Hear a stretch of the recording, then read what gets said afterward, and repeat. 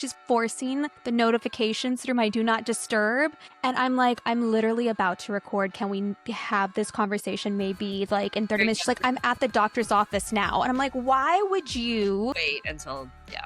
Hey everyone, thank you for joining another episode of the Two Texas Teas podcast. And today we have a very special guest, Alia Khan, who is a lawyer, a yoga instructor, and so much more. Alia, how are you doing today? Great, but important clarification, I am a recovering attorney. I have not practiced law since 2012. So the New York bar would probably take issue with you calling me an attorney at this point. No lawsuits. Recovering lawyer. Yes. All right. Thank you for joining us today, and then we'll jump into it. Sweet. Well, hi. Thanks so much for having me. I'm so excited to talk to y'all about everything. You know, the story from I was a corporate attorney in DC, New York, and Paris for about 5 years, and then found the courage to leave because I knew it wasn't what I was meant to do.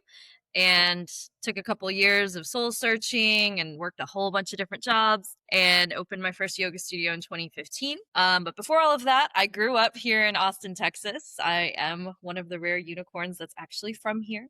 And then I moved to the East Coast to go to law school and to be a lawyer. And then opened my first yoga studio out there, like I said, 2015, and wanted to come back home to Austin. So moved back here in 2019 and opened up down here at the end of 2019, which was excellent timing, just super great. 3 months before COVID is definitely when you want to try and open 100% a business based on being in an enclosed space and breathing, right? So so that's like very, very bare bones highlights, but happy to jump into whatever you guys want to know. Well, I'm just wondering, like, when was the epiphany of like, oh, this isn't for me? Like, I think that all of us, like, if you've ever worked in corporate America, like I have, and it was one of those, like, I always say, like, for brains like mine, like corporate America is not structured to like handle like that type of like, not every person is made to fit the mold. And I remember at one point, like I took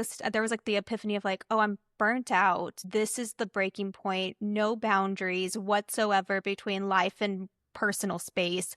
Like I'm having nightmares about this, and I have a son who's getting older and I'm not seeing him as much. Yeah. And so like I like what was your like, I don't think I want to do this anymore, because you went to like school and like I did. and got like and went to like get a whole license and certification in this. Like what, like that's a big step to say I'm going to close this door. Yeah. Gosh, so much great stuff to respond to there. So first, I want to say, you know, the comment you made about how not everyone's built for corporate America. I actually think the real issue is that corporate America is not built for people. It is not built with our growth or development or health or any of that in mind, right? Corporate America is built for money. How do we make money? How do we make it as fast as we can? I don't think anyone's really truly built to be in corporate America, at least not lower levels. If you're one of the lucky ones at the top, that's a different story. I love corporate America. Tiny soapbox there.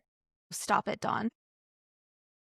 But I love that you asked that question, because the question most people ask me is like, what made you go from lawyer to yoga? Because obviously that's feels like a very left turn. 180. Yeah. But I love, because you're really getting to what I think is truly the heart of the story and why my story does resonate with other people, which is, how did I know I needed to leave? Before I even figured out what I wanted to go do, I had to figure out that I wanted to leave, right? And so, shameless plug, I actually, my Substack is all about my journey from lawyer to yogi and all the different lessons I learned along the way. So if you want to know more about this story, follow me over there. Yes, we'll drop that link below. Excellent. But the two biggest like red flags that I knew I needed to leave.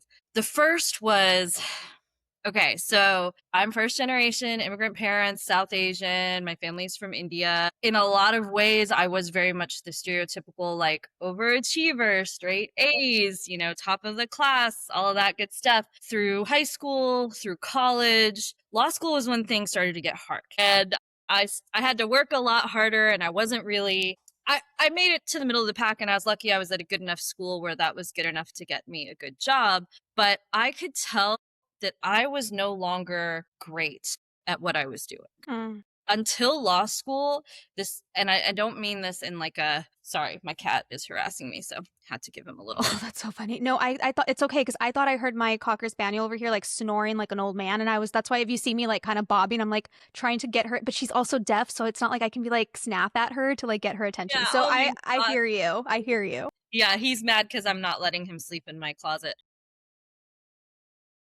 Hey everyone, thank you for coming to our ad break. This is for all the folks that would love to be a part of our Two Texas Tea podcast in a way such as sponsoring. So if you are interested in wanting to be a part of the podcast and share your information about your business or what you're doing, you can always send us your inquiry or your interest by going to emailing us on our email address right here below, or following us on social media and sending us a message, or checking out our website. So we hope to hear from you soon, and we would love to be able to showcase what you're doing. So funny. Anyway, so I went from, always being great at what I was doing, and that's a really good feeling. So I knew what that felt like. And all of a sudden it wasn't just that I was struggling. It was that I knew that I had gifts that I wasn't getting to use as an attorney. And that is whatever the opposite of fulfilling, right? Mm-hmm. Is, right? When you feel like you're being wasted at your job, and we spend so much of our lives, we spend such a high proportion of our lives, especially when you work one of those like crazy corporate jobs. Mm-hmm. We spend so much of our lives at work. It matters what you do. I think it matters that you feel good about it, and it matters that what you're doing is helping you grow as a person, and that you feel good about what you're putting out into the world. And I knew that like there were gifts I had that weren't being used. I was smart enough to get by, but like this wasn't what I was great at, and that didn't feel good. So I think I said there were 2 indicators. There were actually 3. So that was the first one, was that I was like, okay, I feel like my gifts are being wasted. The second was I looked ahead at what the senior positions, what the path I was on. I looked at where it was taking me, and I didn't want to go there. That did not look like a good future for me.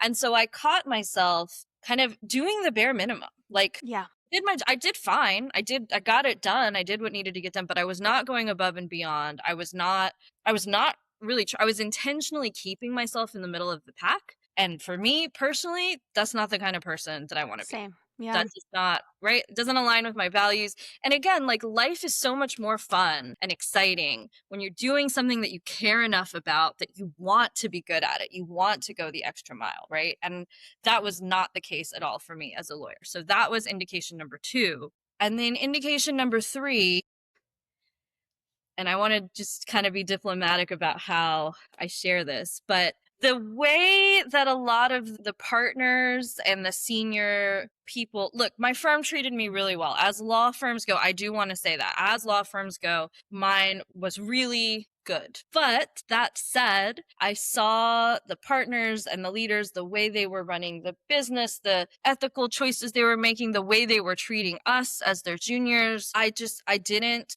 like what I was seeing. I didn't trust my leaders. I didn't feel good about who my leaders were and how they were behaving. And so if that's how I feel, then they shouldn't be my leaders. I think that it's really, really important that you feel aligned with and inspired by, ideally, but at bare minimum, like on a values level, you should always be aligned with your leaders. And if you're not, then you're not in the right place. That's just my 2 cents. So that was kind of the third big. And of course, there were like a million other little things, which I will continue to write about and share, but they all kind of fall into those 3 buckets. So if I can ask you about your studio, so if you can tell us a little bit about it, and then how has owning the studio changed you since you first opened till now? Okay, well, I'll tell you a little bit about it first. Like I mentioned before, I first opened in Washington, D.C. in 2015. It was the Capitol Hill neighborhood of D.C., which at the time was still like up and coming, but had been for a little while. So a lot of my classmates and colleagues from the legal world had actually moved into that area. And so when I think I was like 32 when I opened that studio, and I was I I took about 2.5 years between leaving the law and opening the studio, and that's like a whole other set of stories what I did with that time soul searching journey. Everybody needs a soul sabbatical. I am fully about that. Oh my gosh, 100%. Especially if the thing you're taking the sabbatical from is something you did because other people told you to do it, Yes, which is 100% agreed. why I was a lawyer. So I was still like relatively fresh off of from the corporate law world, right? I had done that for longer than anything else that I had done at that point in my life. And so I am still very type A, but I was like way super type A back then. Mhm. And I've always been just like super down to earth, very logical. I want if I want science, like I'm not a woo-woo person. So I've always kind of considered myself in the yoga world as like the bridge between the type A's and the woo-woo people. Mhm. Like I explored the yoga world and found what worked for me and what I believe can work for everyone, and studied it and understood it in a way that makes sense and resonates with people who have personalities like me, right? So when I did my yoga teacher training and started teaching yoga, like from the beginning, my mission has always been to bring yoga to people who aren't being served by it. And that can look a lot of different ways. So initially, there were two major things that you can tell I'm a lawyer, right? I'm like, there's two things, there's three. Yes. I grew up in a law family, and I just love that like we are going to get all the objectives in. We are Yes. stating our case. We're going to give our statement. We're going to give all the like the receipts to it, and then we're going to have a Nice closing clean argument. outline, Yes. we're Yes. done. Yes, it's going to be excellent. So yeah, so when I started, there were sort of two big things I was trying to accomplish. One was that I was like, oh my gosh, everyone in the legal world needs yoga. But at least here in DC, a lot of them aren't trying it because they're freaked out by all the hippy dippy stuff. Yeah. I think it's not for them. So I really wanted to present it in this like down to earth, approachable way that made sense and also like didn't bore the type A mind, right? Like you need to give them good music to listen to. You need to give them clear cues to pay attention to. You need to give their brain something to do the whole time. Yeah. You're just leaving them with big swaths of silence. You're going to lose them. So that was like layer one of the mission, was to bring yoga to these like stressed out corporate folks who think yoga is not for them. But the deeper layer for me, I have always been a curvy woman, and a lot of my experience as a student was, these like super bendy, naturally thin Yeah. teachers who had no idea what to do with my body. If I couldn't get into a pose, not because I wasn't strong enough or whatever, but because like my boobs were in the way or my stomach was in the way, they would just be like, oh, just wait in child's pose till you can catch up to it. Mm-mm. Like, well, but I want to do the class. So, right. Yeah. That Yep. and I know that I was not alone in that experience. Yeah. And so as a student and then as a teacher, I began really experimenting with props and figuring out how can I use props so that I can still get into the pose, still get the intended benefit of the pose. And that's like starting to get a little technical about yoga, but that's the problem with saying, oh, just wait in child's pose. Like if you're, I don't know, doing some sort of bind in Warrior 2, which is supposed to open up the shoulders, and you tell me to go to child's pose, that's not going to do anything for my Yeah. shoulders. But there are ways, like I could use the strap and get into it and still get a really good stretch in my shoulders, right? So like, how can I use props so that I can still do a version of the pose that's going to work in my body and get me the same benefits as people who are able to do the like full expression of it or whatever. So that was the like deeper second layer for me, was to truly make yoga body inclusive. And this was back in 2015 when people weren't really talking about that or doing that yet. Like Mm-hmm. everybody claims that they're inclusive and body inclusive. Notice I said claims. Mm-hmm. Listen, we love an allegation on this show, so it's fitting right into to how we do things. It's like allegedly you're this, but when we show up to your studio and it's nothing but like really skinny people, Or like you and don't have props. and Or yes, you and do, you're but not you're probably right. You don't use have them. the right tools to help everybody. Then how inclusive are you? Exactly.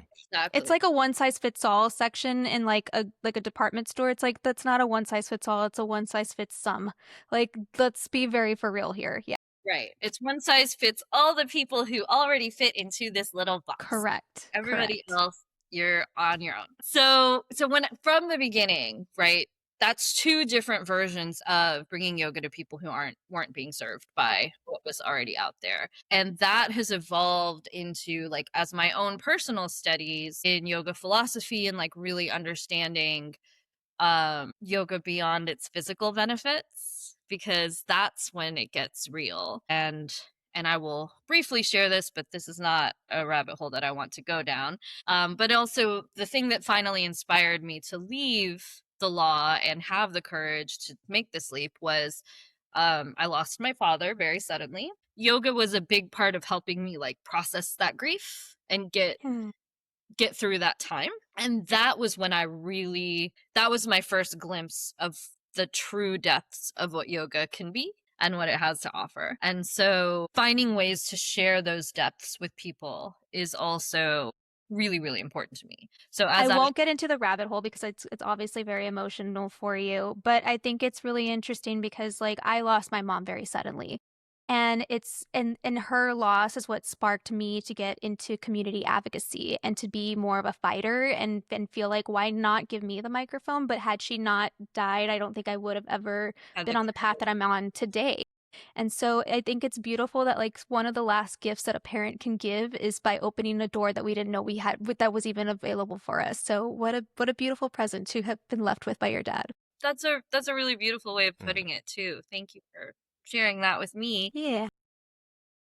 And so, yeah, as I've grown as a teacher, because, yeah, I did my teacher training, but that was just like the beginning of I believe we never stop being students in any 100%. field, in anything that we do. It doesn't matter how many degrees or trainings or whatever you have, right? So, as I continued to learn and grow as a teacher, and study the philosophy more deeply. And just, I learned so much from my students. Every class I teach, I learn something new and become a better teacher. All of that helped me evolve both my teaching and also what I'm offering through my studio. So we've really grown into a place that's community first. Like, it's all about community and connection, which nowadays, with digital everything, with social media everything, with, well, don't even get me started on AI, right? I think that there is, but also because of how isolated COVID made us, Yeah. I think that there is a very real need for in-person connection, authentic, genuine connection, for opportunities for people to come together in person and share something meaningful. And even if they share it in a lighthearted way, or even if they never say a word to each other, but they were just moving and breathing next to each other on the mat in a space that, you know, we have chocolate and tea and a nice little lounge for people to hang out. Like, it's intended to yeah, you heard chocolate. Yeah, that's all you needed to know. But like, it's intended to be a space for people to come, escape the world, Yeah. spend a little time, connect with themselves, connect with each other, and really have an authentic, an in-person experience that is genuinely intended to help them feel better. And there's a lot of in-person spaces out there, not just in the wellness world, but we'll keep it in that context for now, where, kind of like what I was saying before, the corporate world is not designed with people in mind. And I do think a lot of, especially like health and fitness offerings that have investors behind them, where, you know, they're trying to make as much money as possible, those places are designed to get as many people as possible in and out of there as quickly as possible. Yeah. They're not designed to cultivate like a genuine connection between people. That's what I mean when I say an authentic in-person experience, where there's some sort of real connection that happens. Again, whether it's like you connecting with your inner teacher or with your actual teacher, the person who taught the class. Like, I intentionally keep my studio small so my teachers we can talk to every student feels seen, we can help them, we can actually teach them. We're not just calling out poses and leaving you to your own devices to figure out how to keep up, right? So that experience, that genuine connection is just so important. It's something that I crave. And a lot of what I do as a business owner is driven by what I want. Like I said earlier. I think that it's important, right? Because like when we talk about like, so Dawn loves AI and is very leaned into AI, but I will say like I have had some unhinged AI experiences to where I'm like I'm missing authenticity. And I feel like that's why. So if you survived, like if you were a early 90s, if you're a millennial, right? I'm an And elder millennial. I'm yes, 40, about to turn 40. see, I'm a 90s baby. Like we are in the millennial mindset. Like nostalgia, I think is why we're so hungry for like a landline and just like slower pace because we're so like, Ayo. and I think that to your point, that's what I'm saying. Like I think, but to your point of like, the pandemic, I think the pandemic really gave us like another layer of like being homesick for a time that we don't have anymore. And then you add AI onto it and it's just like I am so sick and tired of seeing the same font on everything right now. And Right? it's and Yeah. I'll then go it's like change it, man. and I will yes. Well, and because like and I think that what really got to me is like I will tap like I'll play in a graphic world, right? Like I like editing and designing things. When I have somebody tell me that they are editing a photo and it's literally them just put it into ChatGPT, it blows my ever loving fucking mind off. Like I'm just like, you are not editing. You are literally just putting a photo in there with a generic prompt and letting it do its job. Like that's not editing. And but there is like a lack of authenticity and a lack of creativity, and our brains are being like reprogrammed not to be able to think of any type of genuine thought for itself. And then we become like in this like we're it becomes chaos up here. Yoga, funny enough, like so I did ballet and dance growing up, and they always were like, do yoga. I cannot turn this off. So when you were talking about like because I have ADHD. My H is sometimes Mhm. silent, but it's because it's all in here, right? And so not every intrusive thought comes out. Majority of them do, but we're still like, even if I look quiet, like I'm loud in here. And so I had the option of like Pilates or yoga. I always chose Pilates because I was fast paced. It's stimulating. I was always afraid of yoga. One, because I felt like yogis are like an intimidating breed of a community. They're kind of like the bicycle community. Like Whoa, they whoa, were, whoa, and especially whoa, like when whoa, I was whoa, getting into it, whoa. I'm Hold on. Not such serious. a Like Hold on. comparison. if Yeah, I know what you mean. I know what you mean. because it's true. Like it's like if you don't know how to We're speak not a all like spoke, that, I promise. But I yes, know We exactly what are. Us bicycle cycling. people are, but you okay, you guys might be. Because okay, so this is what I'm like, if you can't speak a spoke, then the spoke is going to speak to you and you're not going to like what they have to say. Because like cycling communities don't like they talk in their own jargon, and yogis kind of do too. And then like it's like if you don't have the same name brand this or this or if you don't have the yoga mat that, I'm like I just want to stretch. And I had a friend that she I was already like wrote a my Substack post about the gatekeeping problems in the That's what yoga. I'm saying. Like, I had a friend that she was like, I just wanted to go to yoga so I could be able to sit Indian style and not lose circulation. And I was like, what a goal. Like, that is an amazing goal to have. And Yeah, like be able to stand up maybe. from an Indian style position or what is it? A crisscross position. I'm like, again, I'm a millennial, guys. It's like, it's not, I'm sorry. I'm sorry crisscross. for not being kosher. Call Well, it crisscross applesauce, baby. It's crisscross Yeah, I modern. know. or the pretzel. You can It, change. We are the capable of pretzel. change. I love my cousin said that her kids teachers called it the pretzel, and I was like, I love the pretzel. So yes, like to get out of the pretzel position and be able to like stand up and like not lose circulation. And she's like, and yoga helped that.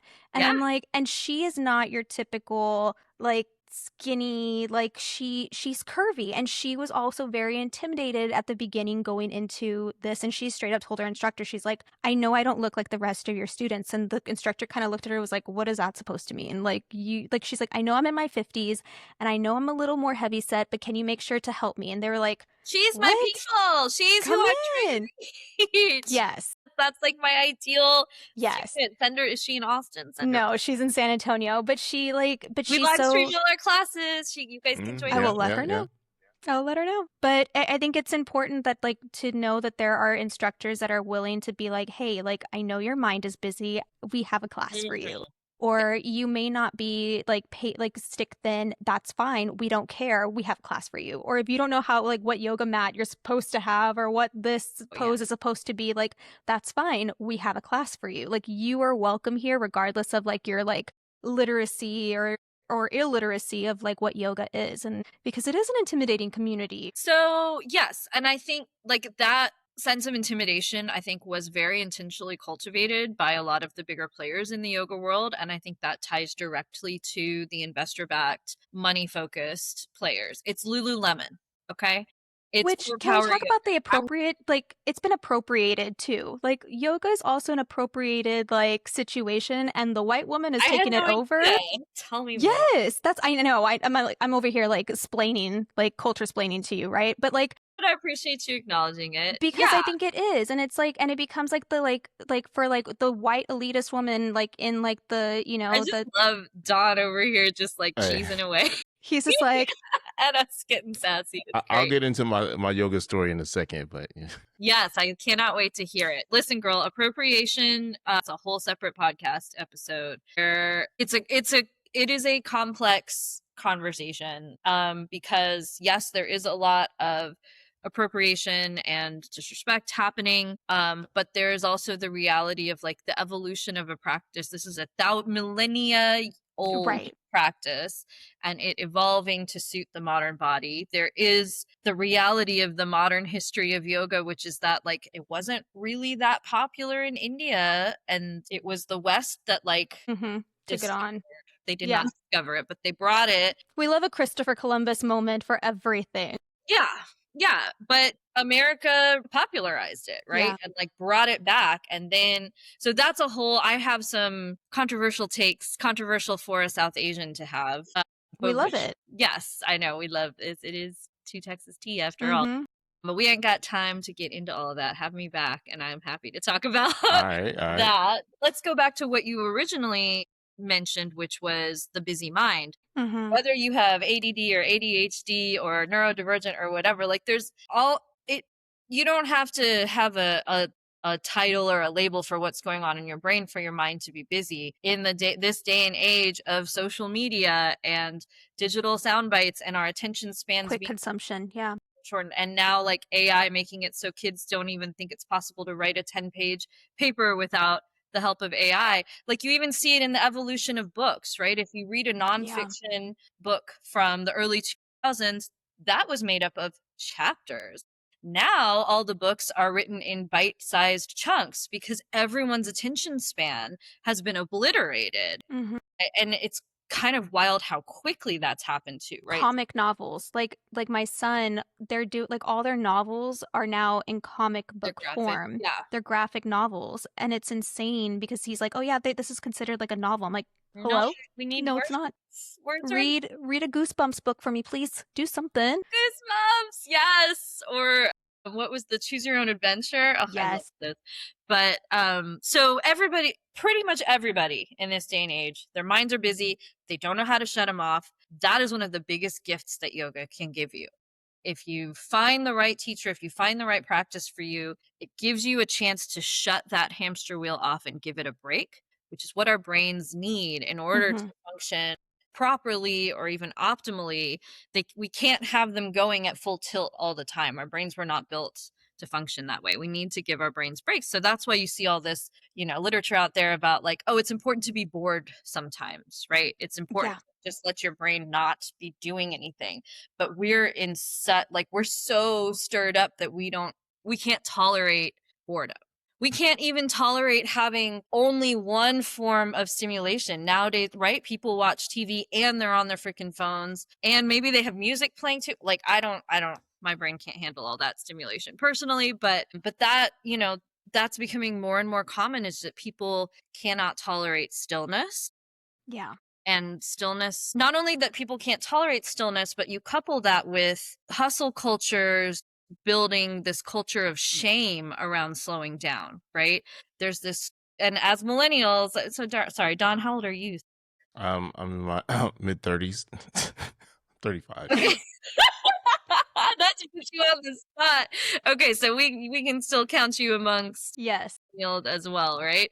Yeah, we were all raised that like rest is for the weak. I'll sleep when I die. All this like really toxic idea around these ideas around like resting and slowing down is shameful and it's lazy and it's not productive, and it's we are like the gold star generation. Like we always had to like achieve that extra goal. Yeah. Exactly. And that is why so many of our generation are already burned out. Mm-hmm. or just if I feel like that word has become so overused, people don't like to use it anymore. That's fine. If you're tired, I'm exhausted. everyone is fucking tired. Yeah, It's I'm fucking exhausted. all the time. Yeah. Even if your body feels okay, your brain is tired because you're not slowing down, you're not taking breaks, you're not like sleep. First of all, no one's getting enough sleep. That's part of why everyone's tired.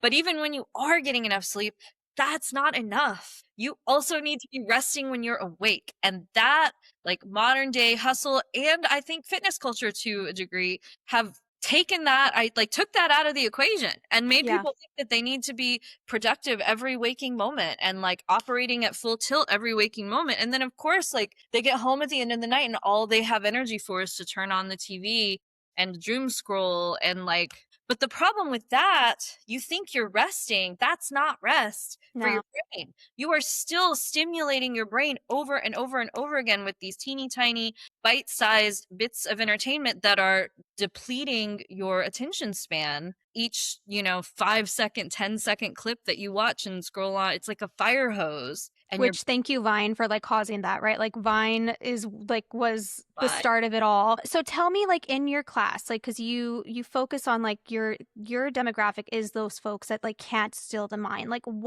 how do you approach somebody who's like, I don't know if yoga's for me because I don't know how to stay quiet or I don't know how to stay still. Like how do you like what is your method for like bridging that gap to bringing somebody with a busy mind, a busy, like wanting the constant stimulation, how do you bring them into yoga? Yeah. So I guess the simplest way to explain it is the way that I teach is I'm still giving you something to pay attention to the whole time, but I'm taking your focus away from the outside world and turning it inward. And that's actually like one of the foundational tenets of yoga philosophy, or I guess more accurately, part of the yoga practice. So the yoga practice has 8 different limbs or branches, and the poses are just one of the 8.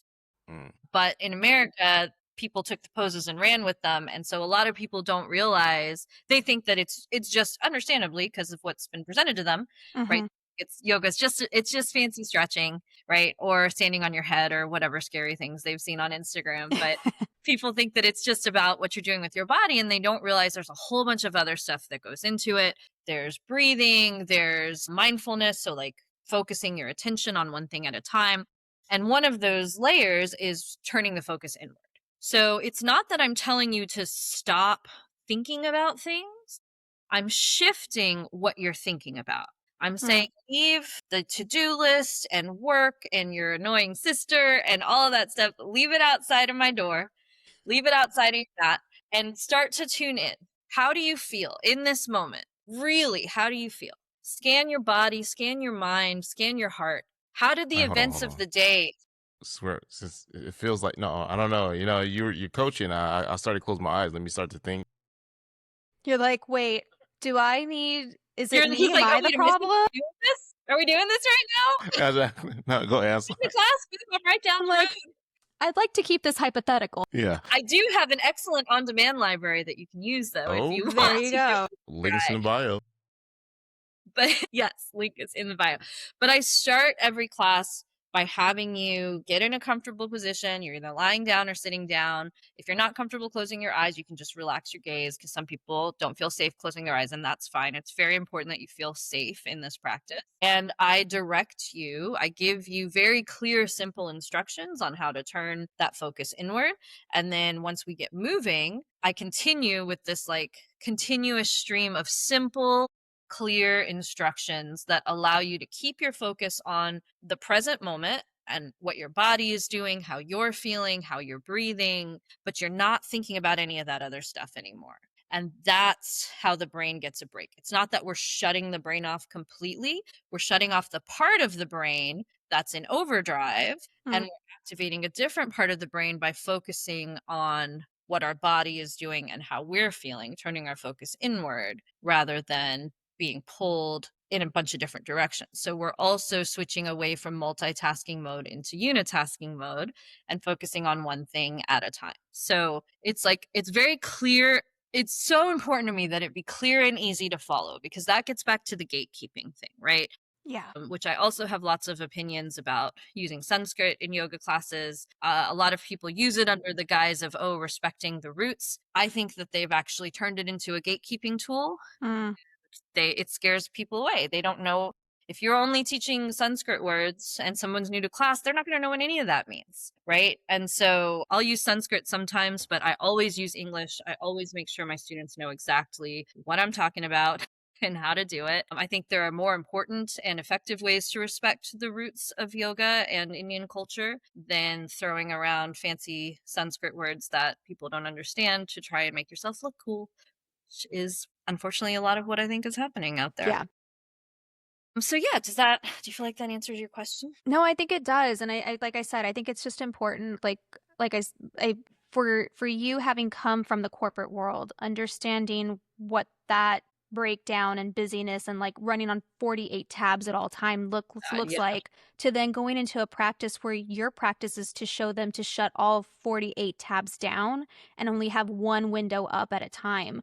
Like that is a discipline that a lot of us have lost touch with or nobody's actually been introduced to, Yeah. correct? Yeah, And exactly. so it's I think that yoga and just like your physical and mental well-being is something that we need to nurture more. And so just understanding like how it is that you kind of hold somebody's hand through that process is Yeah. really important.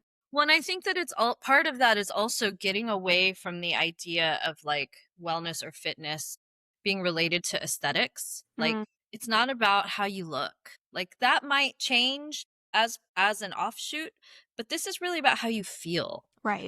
Are you tired all the time? Are you irritable all the time? Are you overwhelmed? Are you anxious? Are you sad? Or does your back hurt? Literally. If you work a desk job, I know your back hurts. If you say Yeah. it doesn't, you are lying to me. I got my pillow right here. How do you feel? What doesn't feel good and how can we fix it? And that's not just physical, it's mental and emotional too. That to me is what wellness and fitness and health should be about. How do you feel? And so then when we talk about the yardsticks that we're using to measure are we healthy or not, like again, aesthetics should not be, I don't think, anywhere on that list. It should be, how are you sleeping? What's your mood like? What are your energy levels like? Get your blood work done. What does your cholesterol look like? Like, yes, there are scientific measures, but there are also these more, I guess you could say, subjective measures, but focus on how you feel rather than how you look. That's what I think that health should really be about. Hey everyone, thank you for coming to our ad break. This is for all the folks that would love to be a part of our Two Texas Tea podcast in a way such as sponsoring.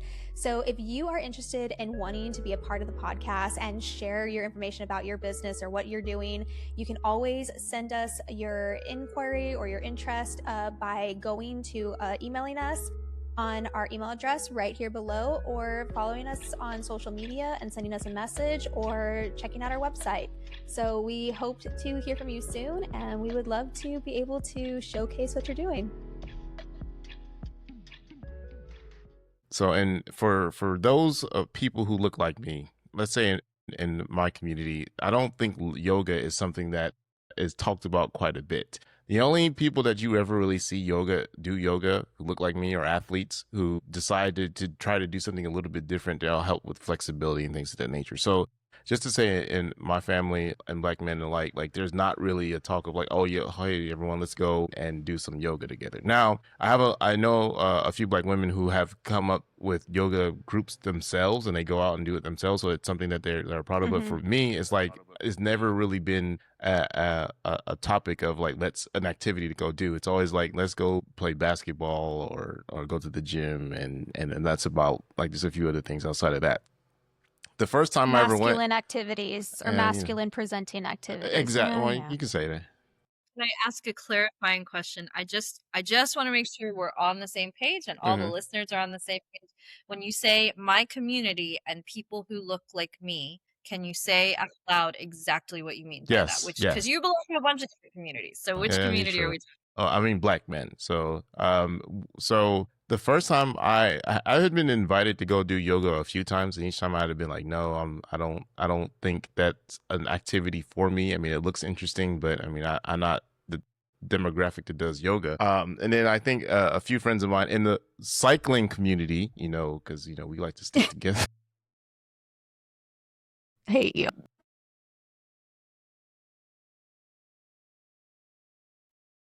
Hey, and yes, we are assholes, and we are proud of it. So yes, I am never willing to defend somebody in the cycling community. Why no? Because we get in them groups and we just tell everybody to get out the way, and people get pissed off at us. It's But we're because just your as pissed. shorts are so tight. Yeah, Anybody wearing shorts that tight is gonna get mean.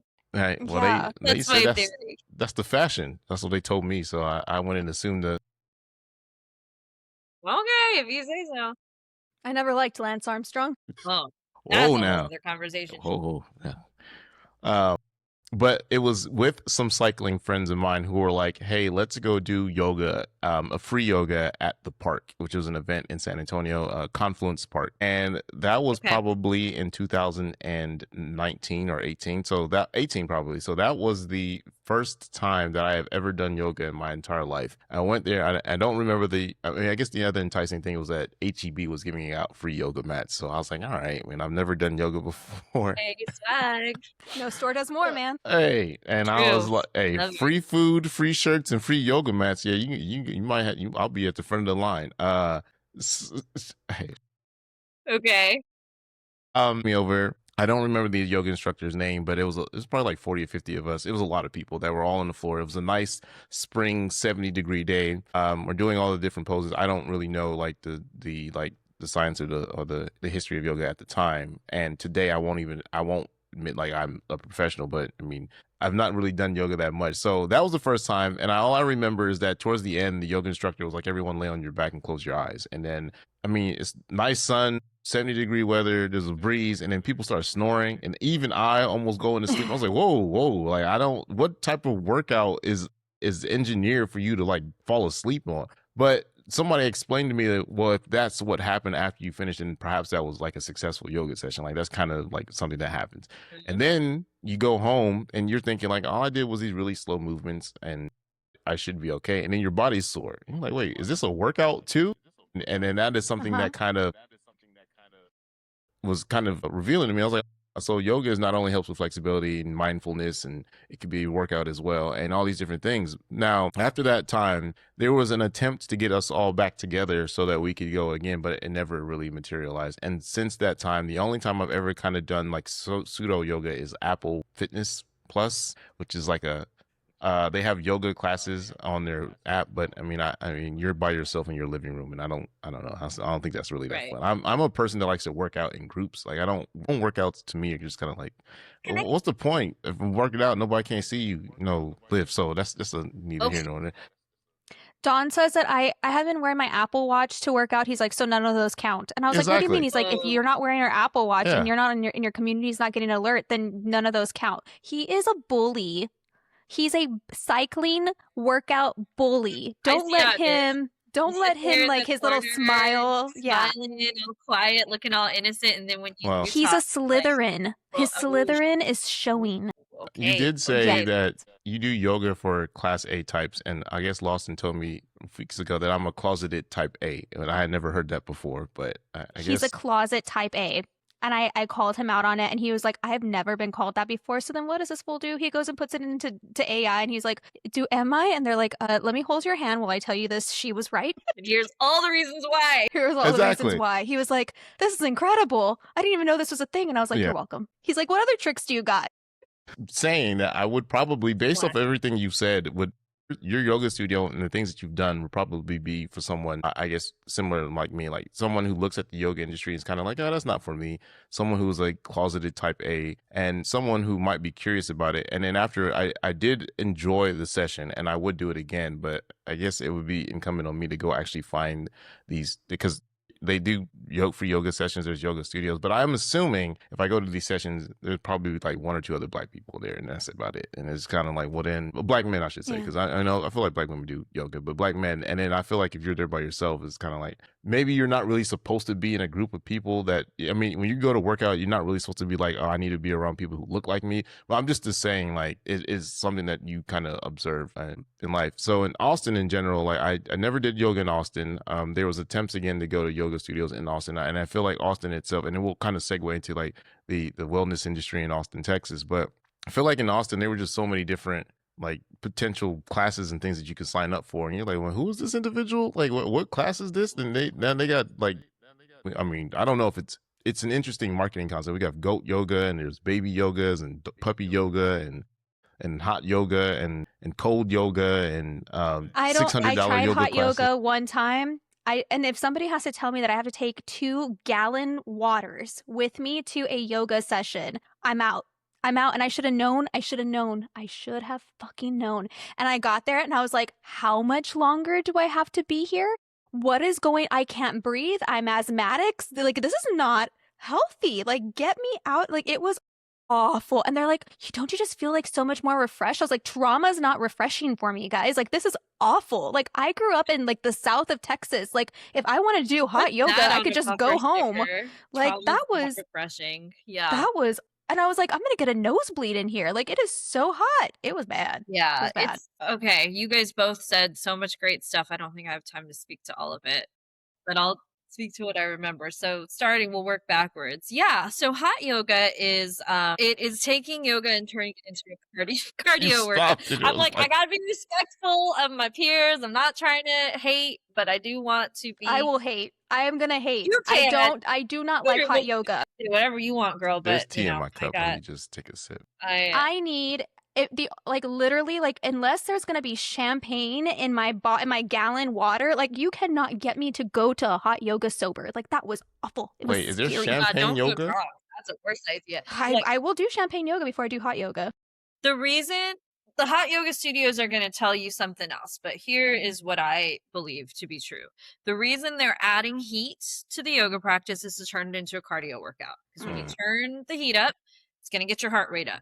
And especially in Austin, we're a city full of people looking for intense experiences. The fitness world has kind of always capitalized on that. And that went hand in hand with creating this intimidating sort of facade around yoga, right? Was creating these very intense hot yoga classes with like very physically demanding poses. And the thing about yoga, like what I mentioned earlier, how the poses are just, when you're teaching the whole practice, the poses are just one piece of it.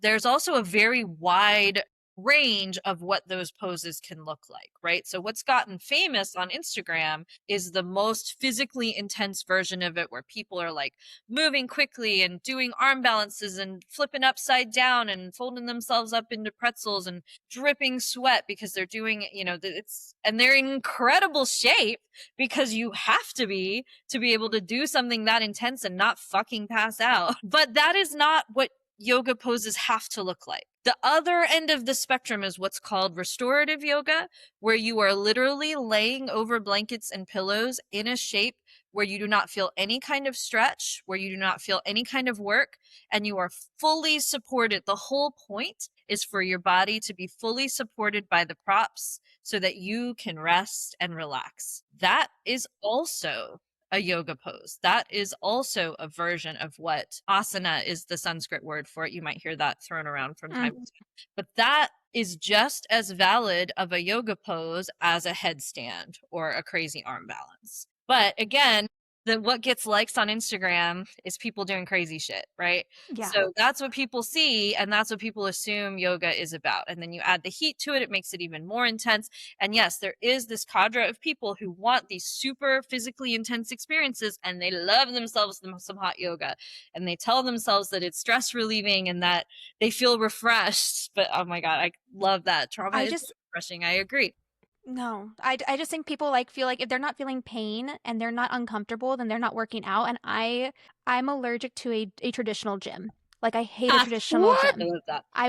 I hate a gym, done. And I think because like I've been an athlete or been in an athletic setting my entire life. Since I was 2 years old, I've been by some type of bar and like in like a studio of some sort, right? And so like I hate working out with like every ounce of my like if I feel if it, I know that it's a workout, like if it feels like a gym and it looks like a gym, I'm not about it. Like I need to feel like I'm doing something without I need to be tricked into it. Like you need to tell me like we're gonna go on a walk and it's been 8 miles. And For guess me, what? yeah, You should feel great. I love to dance and it's so much fun for me that I don't even think of it as exercise. But then I come home and I'm like drenched in sweat, Right. eating Charlie horses, and I'm like, oh, I need to actually treat this like a sport. Anyways, again, another squirrel. So yoga is not meant to be a workout. It can be a workout. There is a way that you can teach it that it will give you like physical strength challenges, balance challenges, all of that stuff. And you can still get the other benefits of it. But if you add heat and make it so intense that your heart rate is being amped up to that level, the science shows that when our heart rate gets elevated that much, our cortisol levels spike. Cortisol levels spiking is part of our stress response. So you cannot there are other benefits. I'm not saying that there aren't any benefits to working out that intensely. I'm saying that calming your nervous system slash stress Yeah. relief is not one of the benefits of a super intense workout like that. But the intention of yoga is to calm the mind, calm the nervous system. It's meant to be a calming practice that brings you peace. So, my opinion is that when you add heat and you add all these crazy poses and you amp it up to turn it into a super intense workout, that's not yoga anymore. That is a Yeah. yoga inspired workout sponsored by Lululemon. You're not getting the true benefits or the true intention of the practice anymore when you amp it up that high. And you mentioned the Austin wellness industry. There's a lot of people in Austin looking for the most intense experience, Mm-hmm. the trendy new experience. And when you make something super intense, it's easier to charge a lot more money for it. Yeah. There's a lot of layers to why that's problematic beyond the simple fact that like this isn't really yoga anymore, guys. Yeah. So, So goats or no goats? God, you're asking me all these. It's all not simple because I actually have led goat yoga in the past before. So here's my take on yoga with animals, which is very different from my take on yoga with alcohol. A lot of people lump it all together as like novelty yoga. Mm-hmm. Not the same thing. All right. So I'm a huge animal lover. I have pets. I love animal. If it's fluffy and cute and won't bite me, I will probably love it. And even if it Even does, if it will bite me. right? Even if they do bite, it's probably okay. Yeah. And here's what happens at goat yoga. Everyone turns into the happiest little kid you have ever seen in your It's life. an endorphin release, man, It to is see a goat. it is a joyful for people who enjoy animals. If you don't enjoy animals, why would you go to goat yoga? I don't know. I keep asking my husband to just leave me at a corgi farm for my birthday, and he is like, he always is actively looking for a corgi farm because we have a corgi. But I'm like, just leave me there. I just want to spend like 3 hours at a corgi farm. I will be so happy. That's it. That's all I want for my birthday. But yeah, so for people who love animals, being in the presence of, especially, usually it's baby animals, right? So baby goats or puppies or kittens, being in the presence of baby animals, automatic joy, instant joy, and stress relief. So to the extent that you believe that yoga is about, one of the intentions of it is to relieve stress, is to turn off the outside world and just be super focused on the present moment, I think that yoga with cute animals is a fun experience and a fun way to experience. And there's something interesting that happens when you start doing yoga around animals. They want to get involved. Like Yeah. if you have a pet and the pets interrupting yoga was like a trending hashtag for years. Right? Because pets there's something about and I just have to sit on my mat and start to breathe and my cats will appear. I only have Yep. to, I'm not a crazy cat lady. I have 1 cat and 4 dogs, so you are in a safe space here. But animals feel some kind of connection to you when you are in the practice. And that is a very cool experience to have as well. Do I believe that this is like the best way to practice yoga or fully authentic or whatever? Absolutely not. Always be the way you practice yoga. But I think as a once in a while, novelty experience as a way to relieve stress, to experience joy, to like truly be fully in the present moment, all of which I do believe are also parts of the yoga practice. And as a way to experience that really fascinating connection that kind of comes up with animals when you do slow down and calm down. They sense it and they come over, and they'll either, sometimes they'll get a little too involved, but usually they'll just like lie down with you or just kind of want to be with you. And that, as an animal lover, I mean, that's a really beautiful thing to experience too. I'm here for it. Again, I don't think it should be the only way you practice. And it's definitely, when we talked about earlier, like that how the practice evolves to suit modern taste. This is definitely a very modern evolution of it. But I think that it can actually bring out some of what yoga is meant to do for you in a really cool way. So yoga with baby animals, sometimes, yes. Yoga with substances. If you ask me, absolutely not. Again, the point of yoga we're like, we're going to take our champagne yoga and go this way. Do it after. Drink it after, right? Yeah, like, look, if you really need that buzz, you won't. If it was a good yoga class, you'll be so high off of it that you won't need any of that anymore. But no mushrooms and yoga, Dawn. Oh gosh, yes, I could doubt that layer of the wellness world right now frightens me, honestly. But yeah, if you really want to indulge in a substance, do it after your practice. But the point of the practice is clarity of mind. And if you are alcohol, weed, mushrooms, all of those substances alter the mind.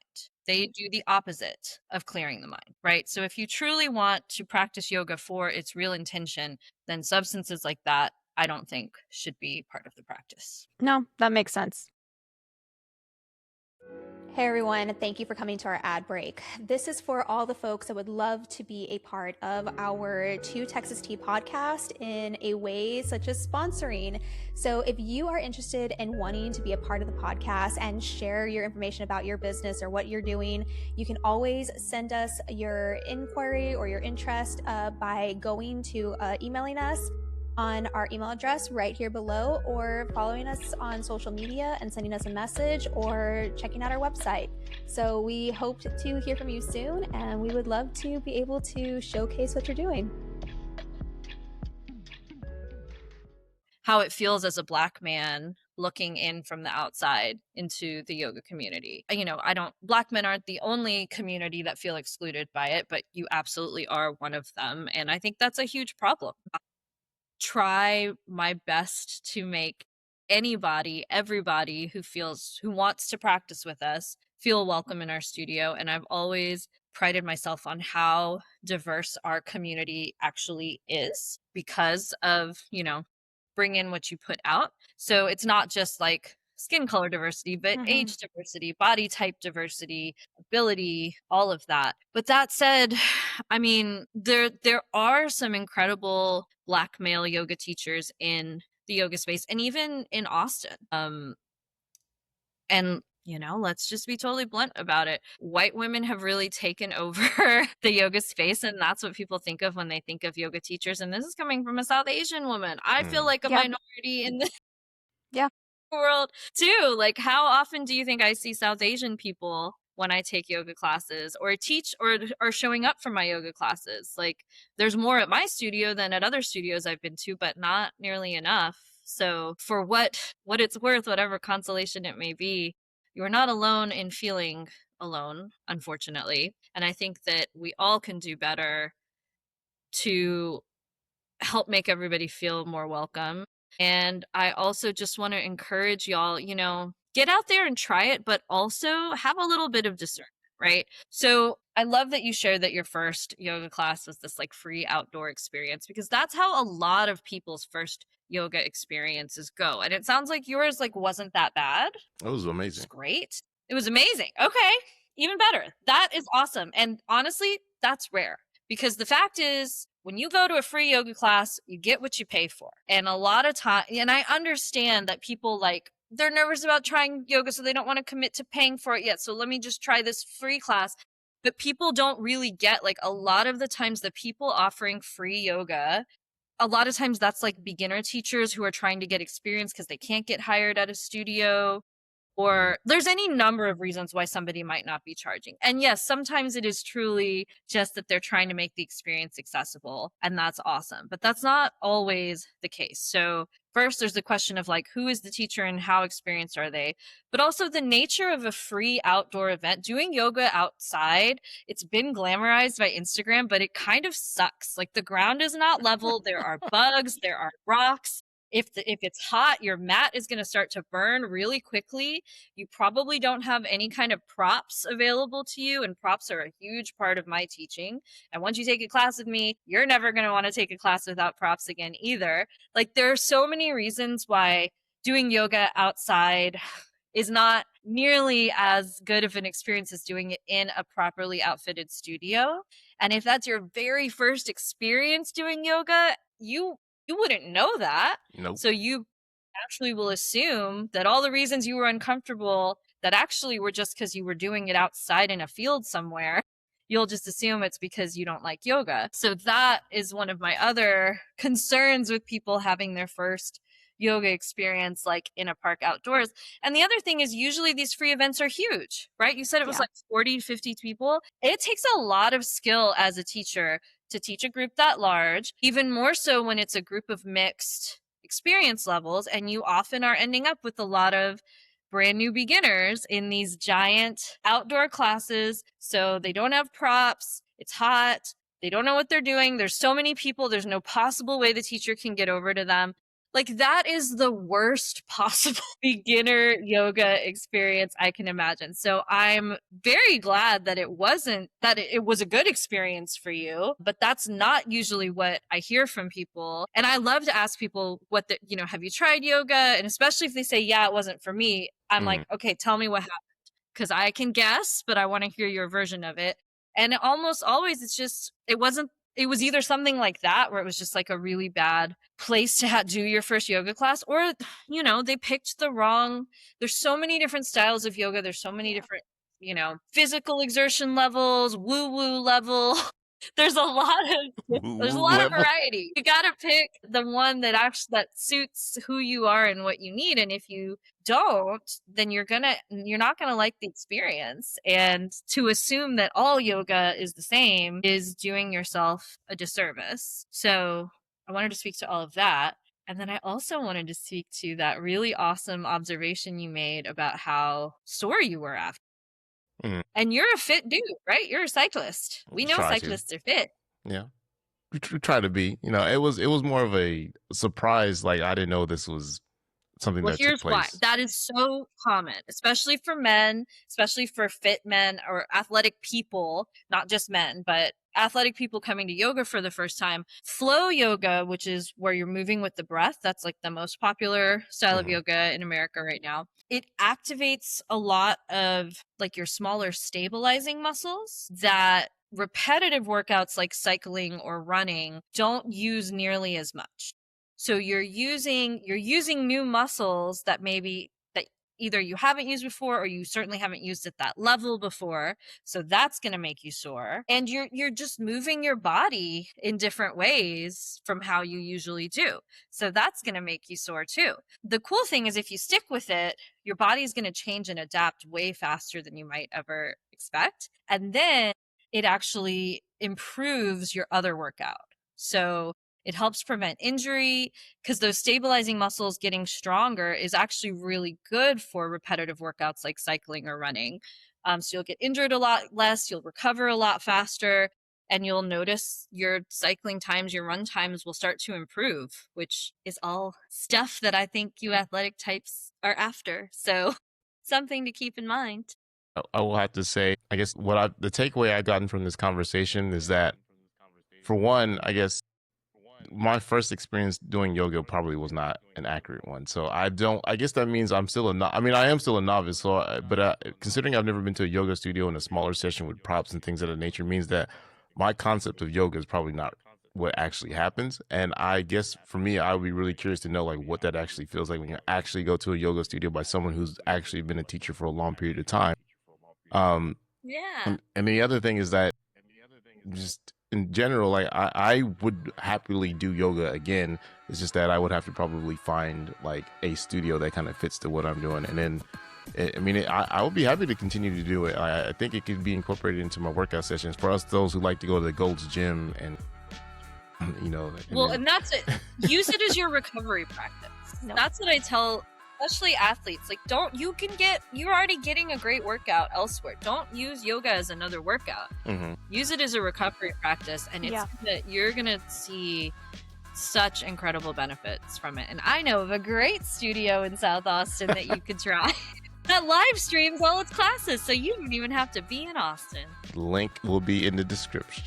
Guys, thank you so much for being with us on another episode of Two Texas Teas. And Alia, thank you so much for joining us and just kind of debunking some of the intimidation around yoga and getting to the root of what yoga is supposed to be versus what we are seeing glamorized on social media.